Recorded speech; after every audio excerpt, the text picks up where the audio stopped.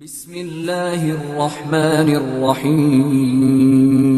جناب سیدہ فرما رہی ہیں مجھے بچوں کی 5 خصلتیں پسند ہیں۔ انی احب من الصبیان 5 خصال، مجھے بچوں کی 5 خصلتیں پسند ہیں۔ ان 5 خصلتوں میں سے ایک خصلت میرا موضوع ہے اس وقت کا۔ فرماتی ہیں الاول، سب سے پہلی صفت سیدہ فرماتی ہیں مجھے بچوں کی یہ پسند ہے، انہم الباکون، یہ روتے زیادہ ہیں۔ سیدہ کو بچوں کا رونا بچے پسند اس لیے ہیں کہ یہ روتے زیادہ ہیں۔ کیوں؟ عورتیں اور بچے جلدی روتے ہیں، زیادہ روتے ہیں۔ عورتیں بھی جلدی رو پڑتی ہیں اور بچے بھی جلدی رو پڑتے ہیں۔ اس کا سبب کیا ہے؟ اس کا سبب ہے دل کا نرم ہونا۔ بچے کا دل بہت چھوٹا ہوتا ہے، دل نرم ہوتا ہے۔ خاتون کا دل نرم ہوتا ہے۔ کیوں اسلام نے کہا ہے کہ عورت جج نہ بنے، عورت کو جج نہ بنایا جائے؟ عورت کو جج نہ بنانے کا مقصد عورت کی توہین نہیں ہے، تمہاری ساخت ایسی ہے کہ تم جج کا کام کر نہیں سکتی، تمہاری بناوٹ ایسی ہے، تمہارا سانچہ جس میں تمہیں بنایا گیا ہے وہ کچھ ایسا ہے کہ تم جج کا کام اچھا نہیں کر پاؤ گی۔ اس لیے کہ اگر عورت کے سامنے، جج صاحبہ کے سامنے کوئی مجرم رو پڑا تو یہ اس کے حق میں فیصلہ دے دیں گی۔ ان کا دل نرم ہوتا ہے، یہ زیادہ بحث مباحثہ نہیں کر پائیں گی، دل سخت نہیں کر پائیں گی، اگر کریں گی تو اپنی فطرت سے ہٹیں گی۔ اس لیے ایسا ان کو قلمدان نہ دو، ایسا کام انہیں نہ دو جو یہ ان کے احساسات آڑے آ جائیں، ان کے جذبات اس کے آڑے آ جائیں۔ خبردار وہ کام انہیں نہیں دو۔ بچے جلدی رو پڑتے ہیں، کیوں؟ اس لیے کہ ان کا دل نرم ہے۔ سیدہ فرما رہی ہیں مجھے پسند ہے کہ یہ روتے زیادہ ہیں۔ پوری حدیث سنا دوں؟ اللہ اکبر۔ سیدہ فرما رہی ہیں مجھے سب سے پہلی صفت بچوں کی یہ پسند ہے، الاول انہم الباکون، یہ روتے زیادہ ہیں۔ جس کا دل نرم ہوتا ہے وہی روتا ہے۔ دوسری صفت میں فرماتی ہیں یا لا یدخرون لغد، یہ آج کا کام کل پہ نہیں چھوڑتے، ابھی چاہیے اور یہی چاہیے۔ آپ کتنا ہی کہتے رہیں کل دلوا دیں گے، اس سے اچھا دلوا دیں گے، تو کہتے نہیں کل تو ہم نے دیکھی نہیں، ہمیں تو ابھی چاہیے۔ یہ آج کا کام کل پر نہیں چھوڑتے۔ بی بی فرما رہی ہیں مجھے بچوں کی یہ صفت اچھی لگتی ہے۔ تیسری صفت بی بی فرما رہی ہیں یجتمعون علی التراب، یہ مٹی پر بیٹھ جاتے ہیں، مجھے اچھے لگتے ہیں۔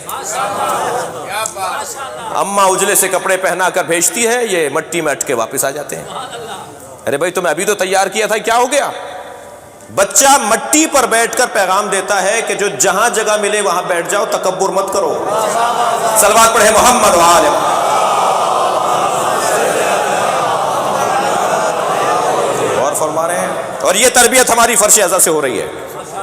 یہ تربیت شیعہ قوم میں آپ کو مغرور لوگ نہیں نظر آئیں گے، تکبر ہمارے یہاں نہیں آتا۔ اس لیے جو قوم فرش پر بیٹھنے کی مشق کر رہی ہو وہ مغرور نہیں ہوتی۔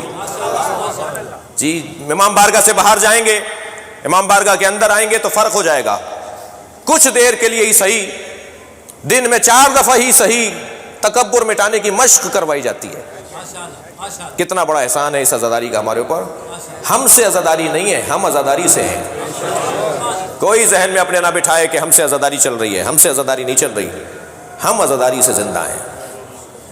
ہمیں مشق کروائی جاتی ہے تکبر مٹانے کی، غرور مٹانے کی۔ جیسے ہی امام بارگاہ میں آ کے بیٹھے، معلوم ہے ہمارے آگے جو بیٹھا ہے وہ ہمارا ڈرائیور ہے، وہ جو آگے بیٹھا ہے وہ ہمارا کوک ہے، وہ جو آگے بیٹھا ہوا ہے وہ اس میں ہمارے گھر میں جھاڑو دیتا ہے۔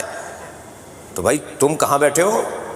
یہ امام بارگاہ کے باہر تمہارا ڈرائیور ہوگا، یہاں تو فقیر حسین ہے، یہاں تم اور برابر ہے، یہ اور تم برابر ہو۔ یہ کہاں، یہ احساس کہاں ہوتا ہے ہمیں؟ یہ احساس ہمیں فرش اعضا پر ہوتا ہے۔ فرما رہی ہیں یجتمعون علی التراب، یہ مٹی پر بیٹھ جاتے ہیں، مجھے اچھا لگتا ہے۔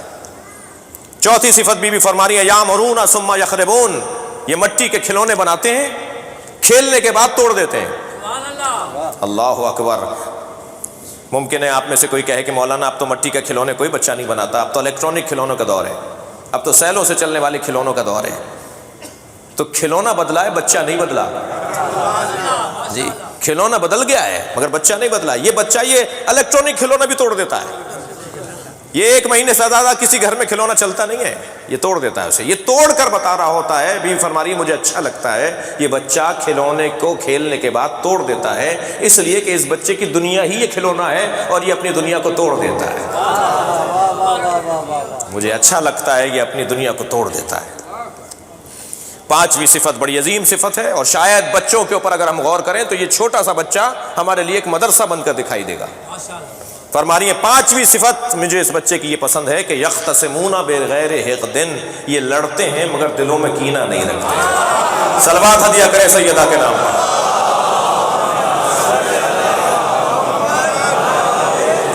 اس سے بہتر صلوات ہدیہ کریں بیوی۔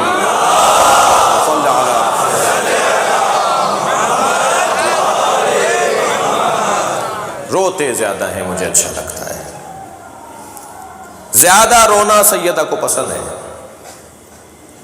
اور جو قوم، جملہ آپ کی سماعتوں کے حوالے کر رہا ہوں، جو قوم رونے کی مشق کرتی ہو وہ کسی کو رلاتی نہیں ہے، دل اس کا نرم ہوتا ہے، وہ کسی کو برباد ہوتا ہوا جلتا ہوا نہیں دیکھ سکتی۔ الحمدللہ پوری دنیا میں ہم سے لوگ محفوظ ہیں، ہم نے کسی کو کوئی تکلیف نہیں پہنچائی، اور شاید یہی چیز کھائے جا رہی ہے ہمارے مخالف کو۔ اور یہ بھی کہتا ہوں آگے بڑھوں عزادارو، پاکستان میں ہمارا کوئی دشمن نہیں ہے، مجھے تو پاکستان میں ڈھونڈنے سے نہیں مل رہا اپنا دشمن۔ ابھی پچھلے دنوں ڈیرہ غازی خان سے کراچی کی ہماری پرواز تھی، ہمارے ساتھ ایک مفتی صاحب تھے۔ میں نے مفتی صاحب سے کہا مفتی صاحب آپ اپنے لوگوں سے کہیے کہ ہم شیعوں کے خلاف کتابیں لکھیں، اسلحہ رکھیں، اس لیے کہ اسلحے سے کچھ نہیں ہوتا۔ اسلحہ اٹھانے والوں کو بہرحال اسلحہ رکھنا پڑتا ہے، چاہے 100 سال تک اٹھائے رکھیں، نتیجہ یہی ہوتا ہے کہ بیٹھ کے بات کرو۔ ہمارے خلاف کتابیں لکھیں۔ کہنے لگے بھائی بڑی جگر کی بات ہے، آپ اپنے مخالفوں کو دعوت دے رہے ہیں کہ آپ کے خلاف کتابیں لکھیں۔ تو میں نے ایک جملہ ان سے کہا تھا جو آپ سے نقل کر رہا ہوں، میں نے کہا مفتی صاحب سوال ہونا عیب نہیں ہے، جواب نہ ہونا عیب ہے۔ آپ ہم پر اعتراض کریں، ہم سے پوچھیں، عجیب بات ہے۔ ہمارے بارے میں فیصلے کر رہے ہوتے ہیں، ہمارے بارے میں رائے قائم کر رہے ہوتے ہیں، ہم سے نہیں پوچھ رہے ہوتے۔ یہ شرک کرتے ہیں۔ کیا شرک کرتے ہیں بھائی؟ یہ یا علی مدد بولتے ہیں، تو بولتے ہیں ہمیں، فیصلہ آپ کریں گے بھائی، ہم بتائیں گے نا کہ ہم یا علی مدد کیوں بولتے ہیں اور کیا بولتے ہیں، کیا سمجھ کے مولا سے مدد مانگتے ہیں، یہ ہم تشریح کریں گے بولنے والے، آپ تو تشریح نہیں کریں گے۔ ان کا کلمہ علیحدہ ہے، ان کی نماز علیحدہ ہے۔ مفتی اسحاق صاحب اللہ ان کی مغفرت کرے، ہمارے دیوبندی بھائیوں کے بہت بڑے مفتی تھے فیصل آباد والے، ان کی رحلت ہو گئی پچھلے سال۔ ان کی زندگی میں ان سے ملنے جاتا تھا، مجھ سے بڑا پیار کرتے تھے۔